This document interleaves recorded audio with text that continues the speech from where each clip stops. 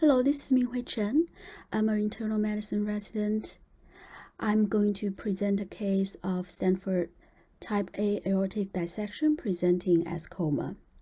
This 49-year-old female without significant PMH was found down unresponsiveness in the bathroom after a Pilates class. She was then intubated on the scene because of GCS score was of 4. She was then brought to the ED by EMS. In the ED, chest X-ray, blood glucose, head CT, urine tox, ECG were unremarkable. Troponin 1 was slightly elevated. And in the afternoon, they check brain MRI, which shows diffuse bilateral artifacts suspicious for amyloid angiopathy or hypertensive sequela. And finally, family members were get in contact, and they report a significant family history of aortic dissection and aneurysm.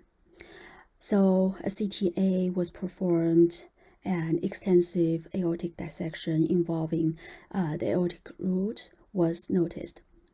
The patient was then sent to the OR, emergently received ascending aorta and hemiarch repair.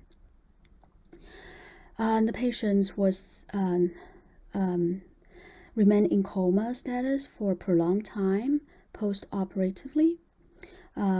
Surprisingly, 10 days after the surgery, she was able to follow commands and was then extubated.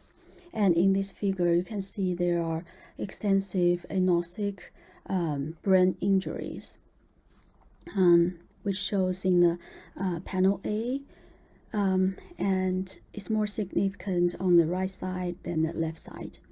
And also in panel B, you can see there are diffuse bilateral artifacts that suggest of amyloid angiopathy or hypertensive sequela.